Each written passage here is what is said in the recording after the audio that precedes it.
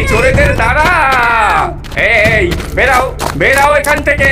এই চোরেদের জ্বালায় কোনো কিছু রাখার জোর নেই, সব কিছু চুরি করে নেয়। হ্যাঁ, যাও যাও এখান থেকে, আর কোনোদিনও আমাদের এদিকে এসো না। হায় রে কপাল, একটা ঝোপড়ি চাইলাম আর একটা গাছের কোটর চাইলাম, কিছুই পেলাম না। কোনো ভূত পেতনি আমাদের আশ্রয়ই দিতে চায় না, কারণ তোমার এই ছেলে সবার সব জিনিসপত্র চুরি করে নেয়। আমার কি দোষ? ছেলে তোমার মতোই হয়েছে, তোমরা দুজনেই চোর ছ্যাচোর। বাবা, তুমি তো শুধু খাও আর ঘুমাও, তাই আমার যেটা প্রয়োজন অন্যের থেকেই নিয়ে নি। চুপ কর তোরা, দেখি একটা বাসা খুঁজে বের করতে পারি কিনা। ওইটা দেখ, কি বিশাল লাউ, ওর ভেতর একটা ফাটলও রয়েছে। এটাই আমাদের নতুন বাসা হবে। হ্যাঁ, লাউ? তুমি পাগল হয়ে গেলে নাকি? আমরা কি এখন থেকে লাউয়ের ভেতরে থাকবো? নিশ্চয়ই, এর ভেতরে নরম শ্বাস আছে, তোমার মোটা শরীরটা আরাম পাবে, আর ওই ফাটল দিয়ে আমরা বাইরে যাতায়াতও করতে পারবো। বাহ, অনেক মজা হবে, এটা তো একটা খেলনা বাড়ির মতন। চল চল, আমরা এখন ভেতরে ঢুকে পড়ি।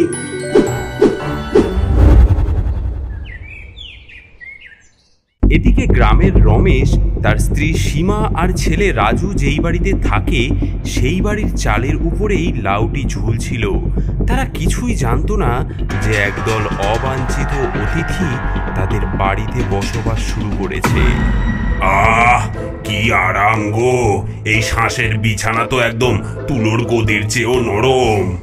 লাউয়ের ভেতরে বসে ডাইনির ছেলে লাউয়ের ফাটল দিয়ে উকি মেরে দেখে।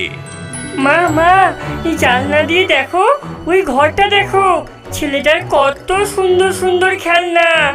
দেখো, একটা কাঠের ঘোড়া, লাল রঙের মার্বেল, রঙিন বল। মা, আমি কয়েকটা নিয়ে আসি না মা? থাম বদমাস, একদম আস্তে, অত হইচই করবি না। লাউয়ের ভেতর এত লাফালাফি করলে লাউটা যে টিন থেকে পড়ে যাবে, আমাদের উপস্থিতি ধরা পড়ে যাবে। চুপি চুপি আয়, কেউ যেন টের না পায়। এটা আমাদের গোপন আস্তানা, সেটা কিন্তু মনে রাখিস। কিন্তু মা, ওই কাঠের ঘোড়াটা দেখেছো? আমি ওটা চাই। আচ্ছা আচ্ছা, ঘোড়াটা আনতে পারিস, কিন্তু কোনো শব্দ করবি না। এদিকে ডাইনির স্বামী ঘুমাচ্ছিল। হঠাৎ তার নাকে একটা সুগন্ধ আসে, মাংসের সুগন্ধ, খুব মিষ্টি গন্ধ। তার পেট গুড়গুড় করে ওঠে। আহ, কি গন্ধ! কোথা থেকে এত সুন্দর গন্ধ আসছে? আমার পেট তো চোঁচো করছে। এই নতুন বাড়িতে আমাদের গৃহপ্রবেশের ভোজ চাই গো গিন্নি। এতদিন পর ভালো একটা আস্তানা পেলাম, এখন পেট ভরে খাওয়া দরকার। গিন্নি, তুমি বাড়ির রান্নাঘর থেকে কিছু ভালো ভালো খাবার নিয়ে এসো গিয়ে। কিছু মাংস টাংস নিয়ে এলে ভালো হয়। ঠিক আছে, আমি রান্নাঘরে যাব, এক্ষুনি যাব। এবার থেকে আর আমাদের খাবারের অভাব হবে না। ডাইনি জানলার সামনে দাঁড়িয়ে হাত লম্বা করে রান্নাঘরের দিকে হাত নিয়ে যায়। রান্নাঘরে খাবার আছে, ফ্রিজে দুধও আছে, আর আর মশলা, ও মশলা ছাড়া তো রান্নাই হবে না, সব আনতে হবে। ঠিক তখনই ডাইনির ছেলে চুপি চুপি রাজুর ঘরে ঢুকে পড়ল এবং রাজুর প্রিয় কাঠের ঘোড়া, কিছু মার্বেল এবং একটা বল সে চুরি করে নিল।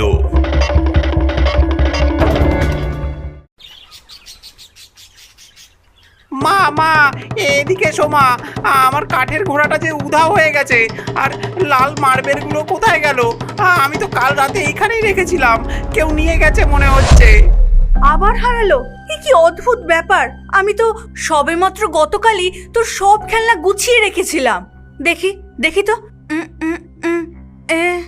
এমন তো কখনো হয়নি। তোর কাঠের ঘোড়াটা তো তুই অনেক যত্ন করে রাখিস, কোথায় যেতে পারে? কেউ চুরি করে নিয়েছে আমার প্রিয় কাঠের ঘোড়া, দাদু দিয়েছিলেন। ওটা আমার চাই মা, ওটা আমার চাই। এদিকে সীমা রান্নাঘরে মাছের ঝোল রান্না করবে বলে মশলা বের করছিল, কিন্তু এ কি, জিরার কৌটোতেও মাটি আর চিনির কৌটোতেও মাটি, গরম মশলার কৌটোতেও মাটি। কে করলো এসব? রমেশ, রমেশ, একবার এদিকে এসো, দেখো দেখো কি কাণ্ড। কি বলছো? সব কৌটোতে মাটি? কে এমন করলো? আমি সত্যি বলছি, দেখো সব মশলা উধাও, শুধু মাটি আর মাটি। কাল রাতে তো সব ঠিকঠাকই ছিল। এটা অস্বাভাবিক। কোনো চোর আসবে মশলা চুরি করতে? গত কয়েকদিন থেকে বাড়িতে কেমন যেন সব উদ্ভট ঘটনা ঘটছে। পাড়ার কারো করা কাজ নয় তো এগুলো? আগে রাজুর জিনিস হারাতো, আর এখন মশলা। আমার তো ভয় লাগছে। দিন যেতে থাকে আর বাড়তে থাকে ভূতেদের উৎপাত। ডাইনির পরিবার যেন নিজেদেরকে আরো স্থায়ী করে তুলেছে লাউয়ের ভেতরে। শোনো, শুনতে পাচ্ছ? আবার সেই শব্দ। টিনের চাল থেকে কেমন খসখস শব্দ আসছে। কেউ যেন চালের ওপর দৌড়াচ্ছে, ঠিক মাথার ওপরে। হ্যাঁ, ওই দেখো আবার খিলখিল করে হাসছে। হ্যাঁ, ওটা কি? কেউ যেন ছোট ছোট পায়ে কেউ দৌড়াদৌড়ি করছে চালের উপরে, আর কেউ যেন নখ দিয়ে টিন আঁচড়াচ্ছে। ও বাবা গো, আমার যে গা একেবারে শিরশির করছে। রাতের পর রাত এই শব্দ। আমি ভাবছি, কি ভাবছো? যদি যদি আমাদের বাড়িতে ভূত এসে থাকে। এদিকে লাউয়ের ভেতরে রাতের আনন্দ চলছে। ডাইনির ছেলে রাজুর কাঠের ঘোড়া নিয়ে খেলছে আর খিলখিল করে হাসছে। কি মজা, কি মজা, ঘোড়া চলে টকবক টকবক। আস্তে হাস, শয়তান ছেলে, নইলে ওরা টের পেয়ে যাবে। আর লাউয়ের ভেতর ঘোড়া ছোটালে যে কি ভীষণ শব্দ হয়, তখন কোথায় লুকাবি বলতো? আচ্ছা মা, কিন্তু কিন্তু কি মজা হচ্ছে দেখো, আমার কাঠের ঘোড়া। আর আর দেখো আমি আরো কি কি এনেছি, সব সুন্দর সুন্দর জিনিস। ডাইনির ছেলে একটি ছোট থলে খুলে তার সংগ্রহ দেখায়। সেখানে এক গাদা জিনিস, রাজুর খেলনা, জামা কাপড়ের বোতাম, সেলাইয়ের সুতো, দেশলাই, এমনকি রমেশের পকেট থেকে চুরি করা কিছু টাকা পয়সা। বাহ বাহ, দেখেছো দেখেছো, ছেলে আমার বড় হয়ে গেছে গো। কি দক্ষ চোর হয়েছে আমার ছেলে। এই দে দে দে, আমাকে টাকাগুলো দে। দেখলে আমার ছেলের যোগ্যতা, দেখলে? আর আমিও কম যাই কই। আজকে আমি বাড়ির রান্নাঘর থেকে দারুণ মাছের ঝোল এনেছি গো, গরম গরম, এক্ষুনি খেয়ে নাও। আহা, কি সুন্দর গন্ধ, আমার তো জিভ দিয়ে জল গড়াচ্ছে গো। এই বাড়ির মহিলার হাতের রান্না যে একদম স্বর্গীয় স্বাদ। সেই রাতে ডাইনির পরিবার রমেশদের রান্না করা খাবার খেয়ে ফেলে। পরের দিন সকালে, হে কি, রমেশ, রমেশ, একবার দেখে যাও। গত রাতে রান্না করা মাছের ঝোল হাঁড়িতে প্রায় অর্ধেক নেই। তুমি রাতে উঠে খেয়েছো নাকি এসব? না তো, আমি তো খাইনি। আমার মনে হয় সমস্ত অদ্ভুত ঘটনার কেন্দ্রবিন্দু হলো ওই লাউটা। লাউ? ওই চালের উপরের লাউ? হ্যাঁ, ওটা কেমন অস্বাভাবিক মনে হয় না? এত বড় হয়েছে কিন্তু এখনো পারিনি। যখন থেকে ওই লাউ হয়েছে তখন থেকেই উৎপাত শুরু হয়েছে। তুমি ঠিকই বলেছো, আমারও সন্দেহ হয়েছিল।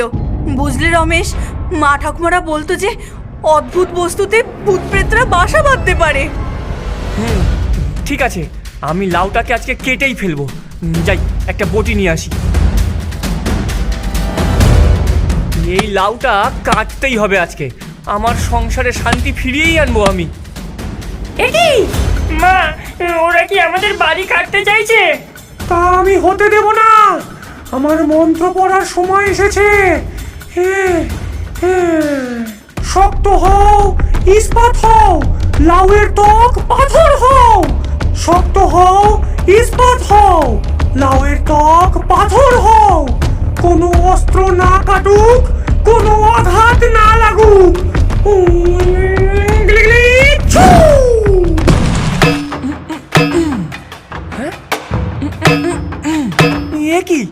লাউটা যেন পাথরের মতো শক্ত হয়ে গেছে। বটি দিয়েও তো কাটছে না। সীমা, কি অদ্ভুত ব্যাপার! এটা কোনো সাধারণ লাউ নয় গো।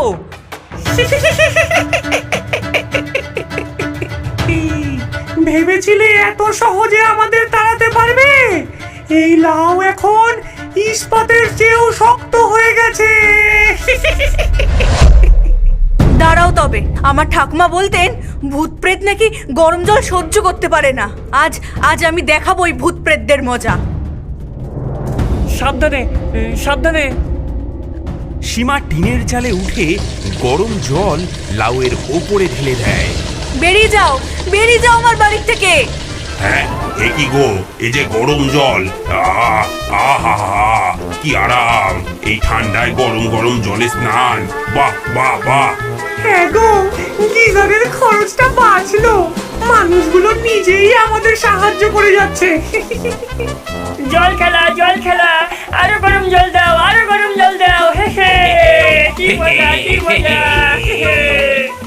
হ্যাঁ, গরম জলেও কিছু হলো না, বরং লাউয়ের ভেতর থেকে তো আনন্দের শব্দ আসছে। বাবা, মা, আমার একটা আইডিয়া আছে। স্কুলে আমি শিখেছি কোনো প্রাণী নাকি উঁচু শব্দ সহ্য করতে পারে না। কি করতে চাও বাবা? আমার যত সব স্পিকার আছে সেগুলো একসঙ্গে বাজাবো খুব জোরে। ভূত প্রেত যদি থাকে তাহলে সেই শব্দে ভয়ে পালাবে। এবার দেখি কে এখানে থাকে আর কে এখান থেকে যায়। এই বাহ, এই ঝিকঝিক ঝিকঝিক, কি চমৎকার গান। হে হে, এই ঝিকঝিক ঝিকঝিক, হে হে। এটা তো মেলা লাগছে গো, ওই শশী কাপুরের গান আমি ছোট্টবেলায় শুনতাম। ওয়ে ডিজে বাজাও, ডিজে! ওয়ে ডিজে বাজাও, আরে নাচো নাচো! ওয়ে! হ্যাঁ, এতেও কোনো লাভ হলো না, বরং মনে হচ্ছে লাউয়ের ভেতরে কেউ যেন নাচ করছে। আমার ঠাকুমা বলতেন ডাইনিরা নাকি খুব লোভী হয়, তারা নিজেদের কোনো প্রিয় জিনিস পেলে অন্য কিছু কোনো খেয়াল রাখে না। তোমার কথা শুনে আমার একটা আইডিয়া এসেছে।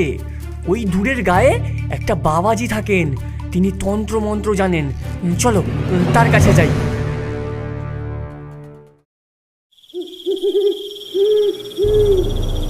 বম বম বম বম। এই মন্ত্রপুত জল দিলা, যখন ডাইনিয়ের সংস্পর্শে আসবে এটি তার শক্তি কেড়ে নেবে। আর আর এই মন্ত্রটা মনে রাখো, বম বম।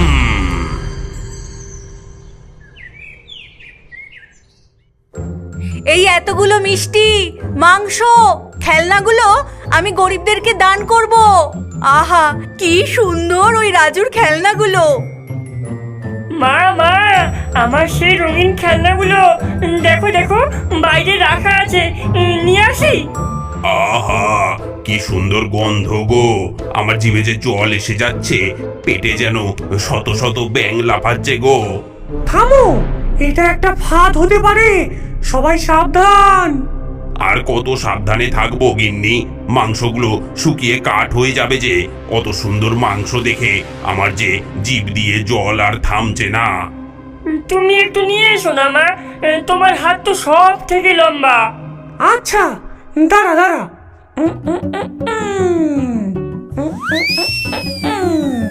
এই তো প্রায় পৌঁছে গেছি। সীমা মন্ত্রপুত এই জল নাও। ডাইনির হাতে ছিটিয়ে দিল। আগুন আগুন, আমার হাত পুড়ে যাচ্ছে যে। ওরে বাবা গো, মরে গেলাম, জ্বলে গেলাম।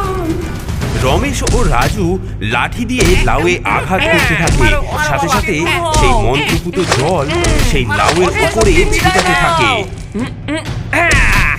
যে লাউ তোমার আশ্রয়, আজ তাই হবে সমাধি। ওরে সবাই ঝটপট বাইরে বেরো রে, এই আশ্রয় আর আমাদের নয়, এখানে থাকলে যে মরে যাব। বাবা রে, আমি বেরোচ্ছি আমি। ওরে বাবা রে! ও মা, আমার খেলনা, এই খেলনাগুলো কি হবে? ওরে খেলনা ছাড়, আগে প্রাণ বাঁচা। লাউয়ের ফাটল দিয়ে তিনজন ভূত বেরিয়ে পালিয়ে যায়। এই যাত্রায় বেঁচে গেলি, আমরা আবার আসবো, আবার আসবো আমরা। আবার আসলে তোমাদের কোনো চিহ্নই রাখবো না। এভাবেই রমেশ, সীমা ও রাজু তাদের বাড়ি থেকে ডাইনি পরিবারকে তাড়িয়ে দিল। তারা লাউটি টিনের চাল থেকে নামিয়ে আনলো এবং বাবাজির নির্দেশে পুড়িয়ে ফেললো, যাতে ডাইনিরা আর কখনো ফিরে আসতে না পারে। এই অপমান আমি মনে রাখবো। যেদিন তোদের সতর্কতা কমবে সেদিনই। আমার পেট খালি। ও গিন্নি, আমাকে কিছু খাবার এনে দাও গো। মা, ওই যে ওই বাড়িতে একটা বড় কুমড়ো দেখা যাচ্ছে। কুমড়ো? আর একটা নতুন বাড়ি, চল দেখি। এভাবেই একটি ভূতের গল্প শেষ হয় তো অন্যটি শুরু হয়ে যায়, কিন্তু সেটা হবে অন্য এক ভিডিওতে।